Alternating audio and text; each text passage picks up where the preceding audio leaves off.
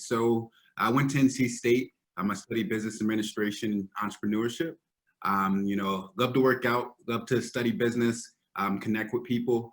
I started my first business junior year of college, and really just been hitting the ground running since then.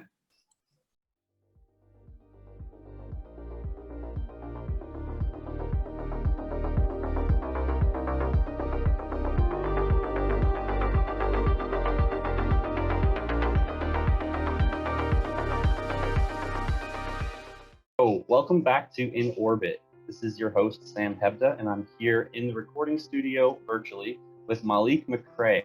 And Malik founded Simpliworks, a technology company that makes selling online as easy as 1, 2, 3. Malik, welcome. Great, thanks for having me, Sam. Glad to have you here.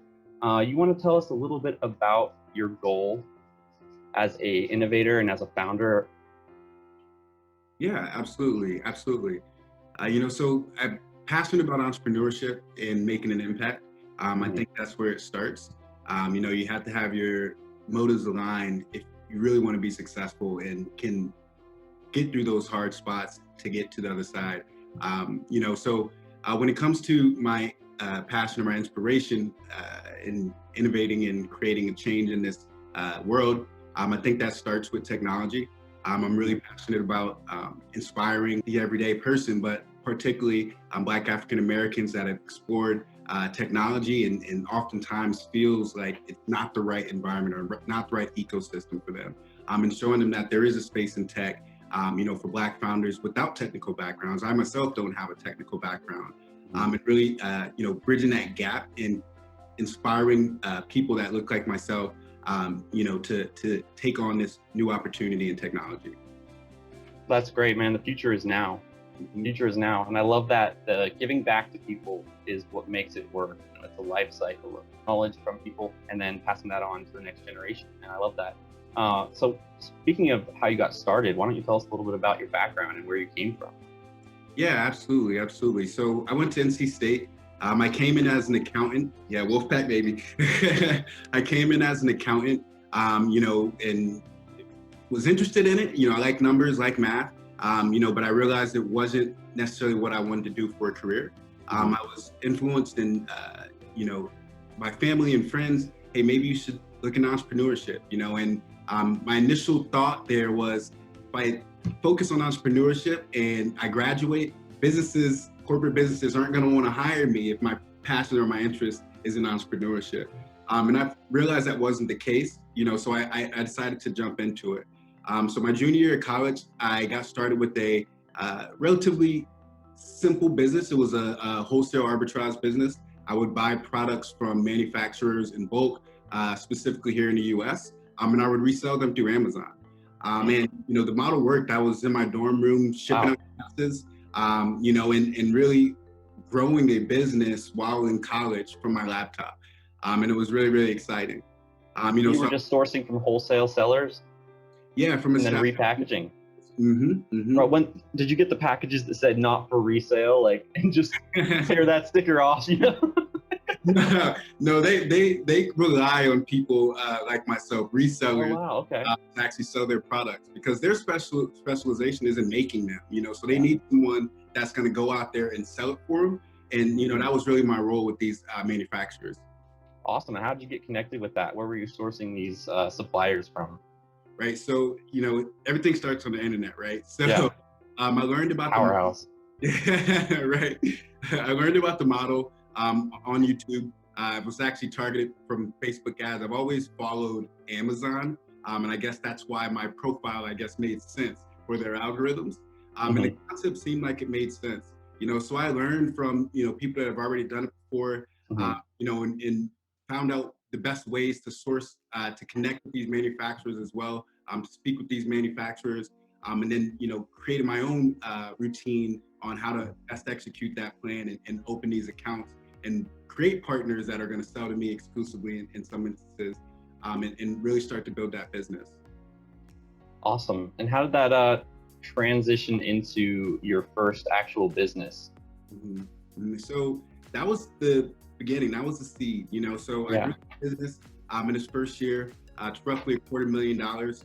I was actually growing a little too fast, believe it or not, and it caused some challenges. I took on debt from friends and family to grow, and I was reinvesting every dollar. But when you take that approach to business, especially when the money comes from debt, if anything that is unplanned happens, you can start to run into significant challenges. So I had a huge Q4 order shipment that was coming in. That's quarter 4 for the holiday season.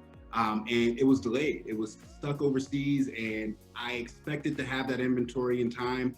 Didn't have it in time. I had debt payments to make, and cash flow wasn't coming in as soon as possible. And these problems start to compound, And from there, I had to figure out what I was going to do, what was going to be the next step. And I started to work on services, helping other businesses sell on Amazon, get on Amazon. And teach them some of the things that I was doing.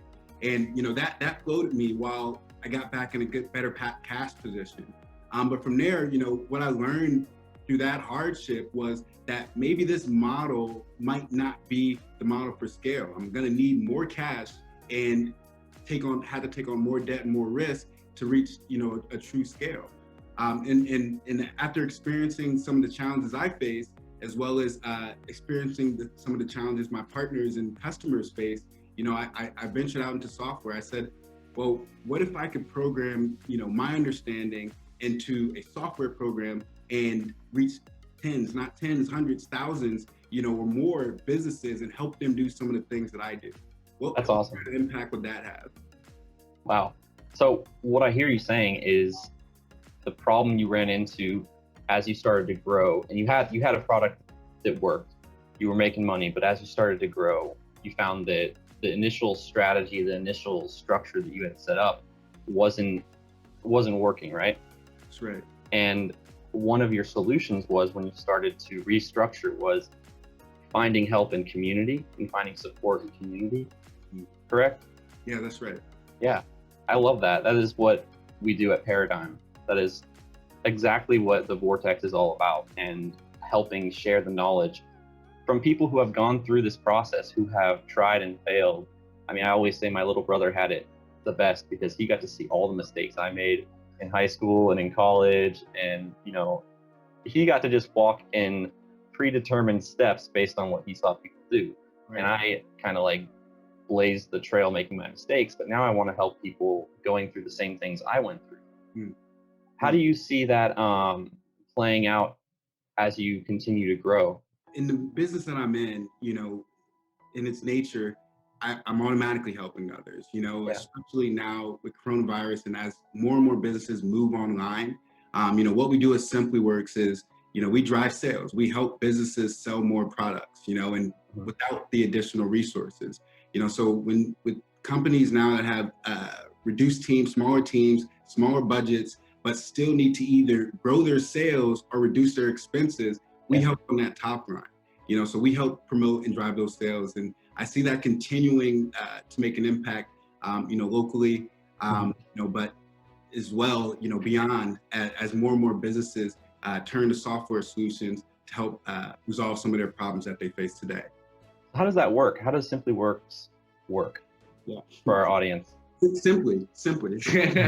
Right. So we've developed a 3-step advertising solution specifically for Amazon today. Amazon, in theory, it's a simple platform. You buy some products, you list them, and next thing you know, you're generating sales. But it's not that simple, and it requires an expertise in advertising, specifically to get your products in front of customers. But not only customers, the right customers for your product and for your brand. So we put together powerful technology now that automates that process of customer discovery, campaign creation, as well as optimization. So the hours that you would spend trying to figure out what Amazon wants from you, where you should be advertising, and who you should be advertising to, that's all managed by our system and our software. That's awesome. Wow, that does make it easy. For someone who's sold on eBay, just here and there, how how hard would you say it is normally without Simpliworks compared to eBay? I know it's harder because I went and tried to sell on Amazon, but gave up on the process. It's difficult. I'd love to hear about that before I answer the question on eBay. So I used to buy electronics, like used electronics off of Craigslist or Reddit, actually, for computers I would build, and then I would take the old parts and clean them up or refurbish them and sell them on Amazon or on eBay. And I tried to do it on Amazon, but it was just such a long process, a tedious process to get started, that I kind of gave up. I was like, this isn't even worth my time. I can turn a profit and not lose anything on Reddit, and on eBay, you know, they take an arm and a leg. On Amazon? On eBay too, man, they take 20%. Is it 20%? Wow. Something ridiculous. Wow. Yeah, that's tough. Yeah. Yeah. So maybe it's 10%, but I feel like it's 20. I haven't sold anything on there in a while. I know their rates change. Yeah. They look at what Amazon's doing, they look at what Walmart's doing, and that's a lot of times how they, you know, set those rates. I love though that Amazon is a competitor to eBay, because I think that's keeping it balanced right now. Agree. Yeah. And to answer your question on eBay, how different is it? What's great about Amazon versus you know, eBay per se is sustainable success. So with eBay, you're finding products that use products that you then want to resell, but you're gonna consistently have to source those used products. Right. You know, but for a platform like Amazon, you build an asset, you build a digital asset, and Amazon rewards you sustainably over time if you invest into that asset. You know, so as from a setup standpoint, I think eBay is a little bit easier to get set up and actually to manage, you know, manage that growth. But Amazon provides a lot, in my opinion at least, a much greater opportunity to scale that business model. And that's one of the biggest things that I liked about the platform, is how they're going to reward you over the long term for investing into that digital asset that I mentioned. So what if somebody was considering selling their product on their own website versus selling it on Amazon? What would you tell them? Right. I would tell them absolutely do that. Absolutely do that if you can. I actually recommend doing both. You know, the great thing about Amazon is it's bottom of the funnel. So customers come on that platform ready to buy, and they trust Amazon as a platform. So one of the challenges that you know, the business that we're speaking with that they face is conversion. You know, so customers come to their site, they don't know much about the brand, nor are they willing to learn much about the brand in a lot of instances. And you know, so it can be a little bit more difficult if you don't have that brand equity to actually convert those customers. You know, versus Amazon, where if you have a strong listing and great reviews, the customer trusts Amazon to recommend them great products. You know, so for someone who has their website, of course, Amazon takes a 15% chunk. They take a huge chunk from your sales. But for someone that's also selling on Shopify, what I'd recommend for them is to leverage both platforms and try to, over time, bring those sales from Amazon to your website so you can, you know, regain those margins. Is Simpliworks a good way to do that? Today, our focus is on Amazon. You know, Shopify, Walmart, those platforms are all in the pipeline. The important partnership actually is with Shopify and Amazon. So you can actually sync your inventory, your Shopify inventory, and your Amazon inventory, and you know, basically run both of those arms at the same time. So we want to do some things around that, you know, down the road. But right now, our focus is on Amazon. That's awesome. So how do you guys innovate but maintain efficiency and low friction? So you mentioned that you are focused on advancing the technology to bring customers what they need, but also keeping it in a way that they can do it easily.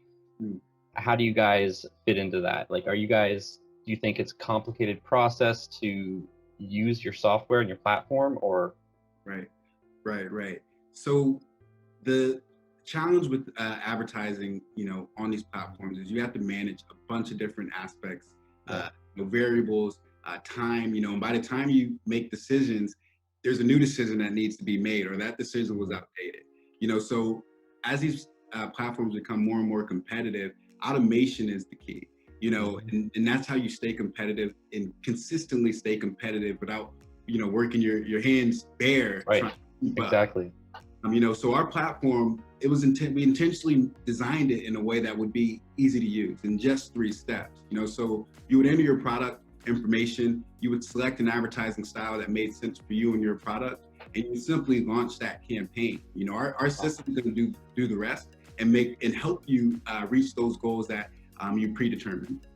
Oh, wow. Okay, cool. So I could go on there and just list my project in 3 steps. That's the idea. I love that. When is this going to be available? It's available in a closed beta now. So we actually love feedback. So if there's any viewers watching now that has products listed on Amazon or considering Amazon, definitely reach out. We'd love to get you in on a closed beta to give the software a spin. Sweet. And we'll have a link in that, right? We can distribute? Yeah, we can distribute a link. That'd be great. Okay. Yeah, we'll have that for members of the Vortex. If you guys come into the Vortex, we'll get you a beta and test it out. So what do you guys have planned for 2021? And how is 2020 wrapping up? I probably should leave with that part, but how has the whole COVID thing affected you guys? Right. So good and bad, I'd say.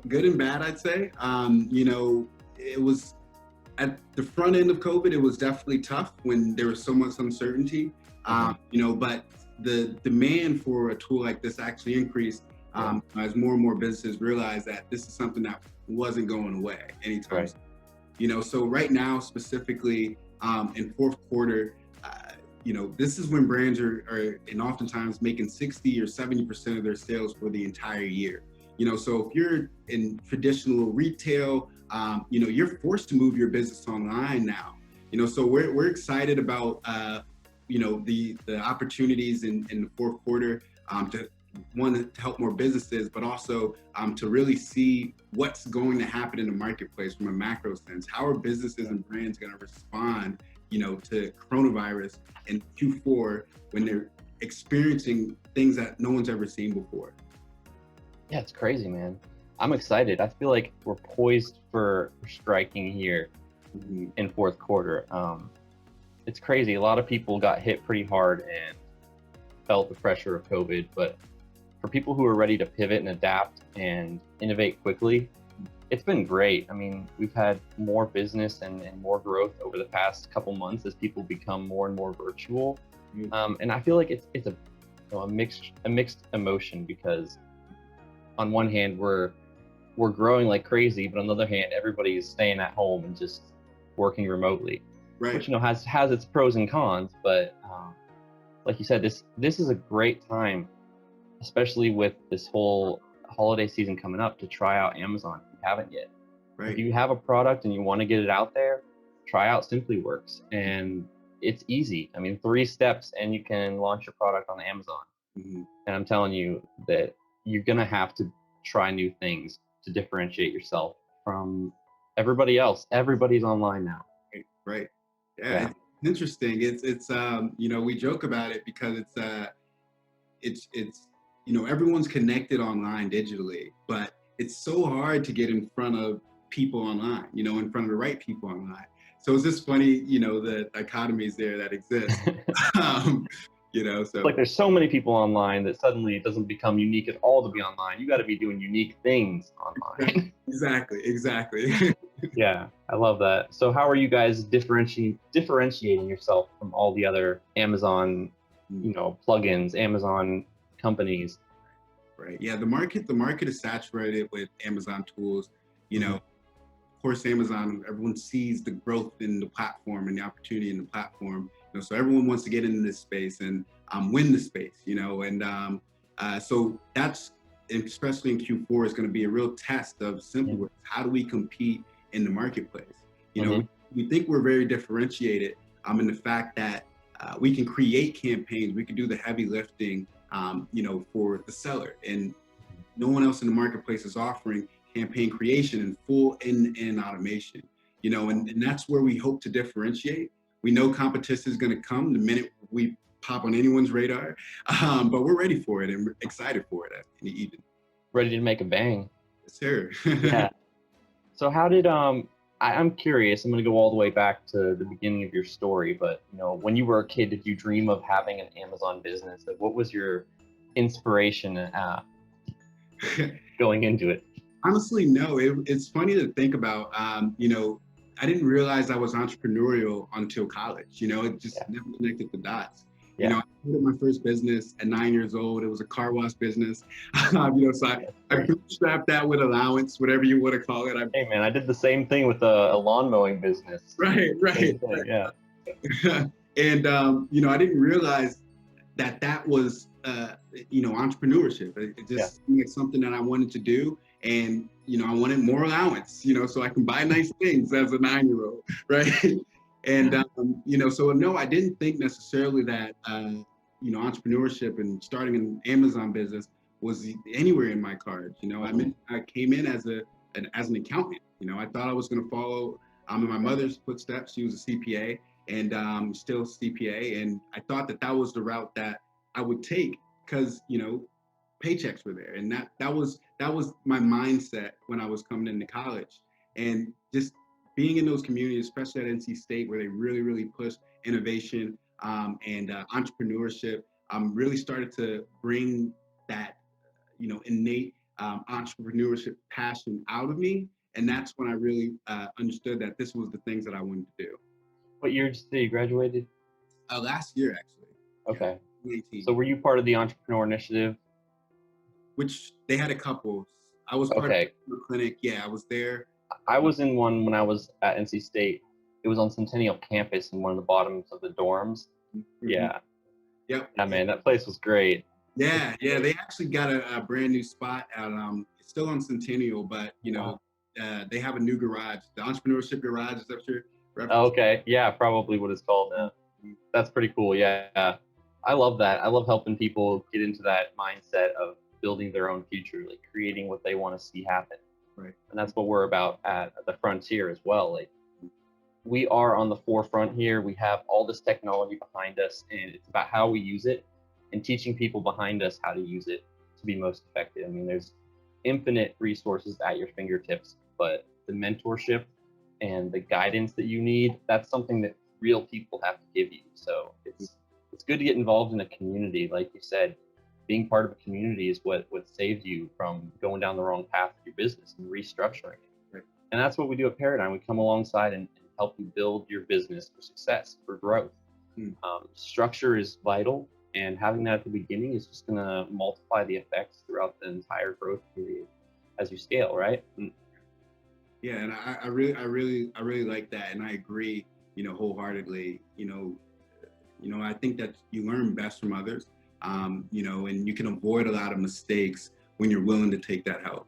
And, and for the entrepreneurs out there, I know how, it can be where you trust your words, you trust your ideas, and you absolutely should. But, don't neglect the experts, the people that have done this before, and the people that have these experiences, and the people that have seen these types of things before, because they can save you a lot of time, they can save you a lot of mistakes. And more importantly, they can save you a lot of money, which is so very important at the early stages of your business.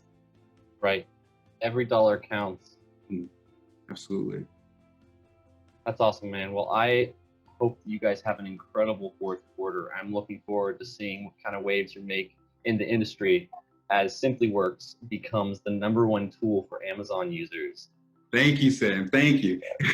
I see the vision, and I love that you're part of this community, that you're here in orbit with me, talking to other founders, other entrepreneurs, and sharing your story. I mean, that's vital. Just being willing to talk is a huge step. I mean, I would encourage anyone else out there who has a similar story and you've struggled with things and then found help and community, come share.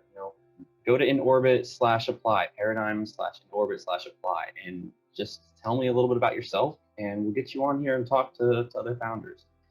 Malik, I really appreciate you coming in today, man, and sharing.